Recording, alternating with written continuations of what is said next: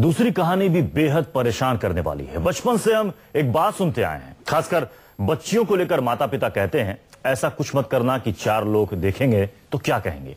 यही कह कहकर लड़कियों की आजादी छीनी गई है और फिर समाज के डर से ही एक लड़की जान दे देती है। सोनीपत की तरह ही जिंद में भी एक लड़की ने खुदकुशी कर ली है। यहां भी सुसाइड नोट में यही सब कुछ लिखा है, लोक लाज के डर से जान दे रही है।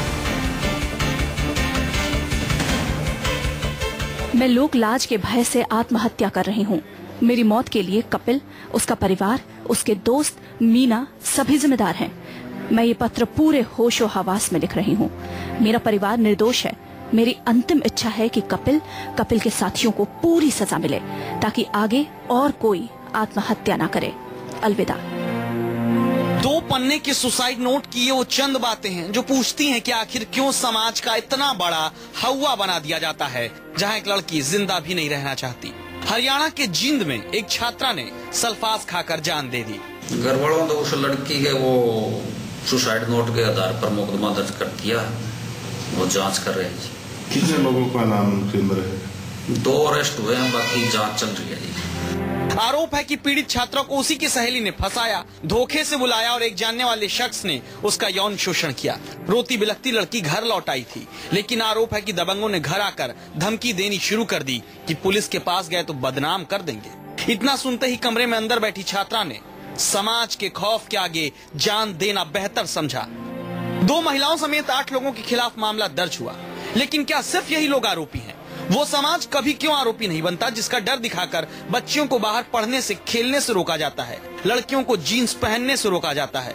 समाज की उस सोच को फांसी पर क्यों नहीं लटकाया जाता जो किसी बच्ची को सल्फास खाकर जिंदगी खत्म करने के लिए मजबूर कर दे? सोमनाथ गोयल, जींद, न्यूज़ 24।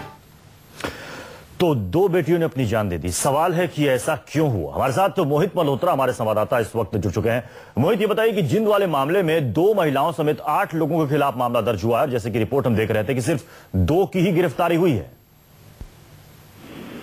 देखिए, फिलहाल इस पूरे मामले में जो आरोपी युवक है और उसकी एक महिला मित्र जिन्होंने इस लड़की को ट्रैप किया था और उस पीड़ित लड़की के कुछ अश्लील फोटोग्राफ खींचे थे, उन दोनों को अरेस्ट कर लिया गया है। और इसके अलावा जो आरोपी युवक है उसके परिवार के लोगों के नाम भी सुसाइड नोट में लिखे गए हैं और पुलिस का कहना है कि वो अभी जांच कर रही है और उसके बाद जो आगे गिरफ्तारियां हैं वो होंगी।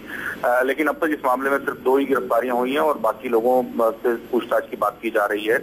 और कहीं ना कहीं जो पीड़िता ने जो अश्लील फोटोग्राफ की बात की है, पुलिस उनकी भी तलाश कर रही है। जी मोहित, यहाँ पर सवाल सोनीपत और जिंद का, ये चूंकि फिलहाल ये मामला हमारे सामने है, ये 2 मामले हैं, दोनों में देखिए सुसाइड लेटर, उसमें अपनी आप बीती लिखी है कि जिस तरीके से आस पड़ोस के लोग, समाज ताने मारते थे, इसकी वजह से वो अपनी जान दे रहे हैं। लेकिन साथ ही वो ये भी लिखती हैं कि आज मेरे साथ हुआ है, कल किसी के और के साथ भी हो सकता है, इसलिए इस पर ध्यान देने की जरूरत है। क्या घर वालों से सहयोग नहीं मिल रहा था इन्हें? देखिए, रोहतक और जींद, ये जो दोनों इंसिडेंट हैं, इनमें ये ऐसे इलाके हैं कि यहाँ पर अगर कोई लड़की ये बात कहती है कि उसके साथ अगर छेड़खानी हुई है या रेप की घटना हुई है, तो जो परिवार है वही बैकफुट पर आता है। वो कोशिश करता है कि पीड़ित लड़की जाकर शिकायत ही ना करे।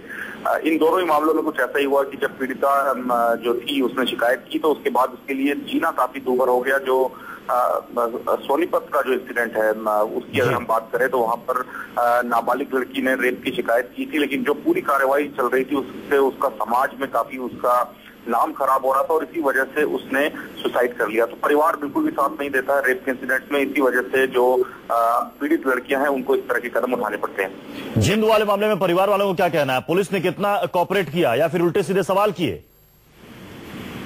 देखिए, जींद वाले इंसिडेंट में जो गांव है जहां पर ये पूरा इंसिडेंट हुआ है, वहां पर एक विशेष वर्ग है, विशेष जाति के लोग काफी ज्यादा हैं। इसी वजह से जो पीड़िता का परिवार था उस पर आरोप था कि वो इस मामले की शिकायत ही ना करे और पीड़ित लड़की को भी ये बात पता थी कि उसको काफी दिक्कत आएगी इस पूरे रेप के मामले की शिकायत करने में, पुलिस की कार्रवाई को आगे बढ़ाने में, और इसी वजह से उसने जान देना बेहतर समझा।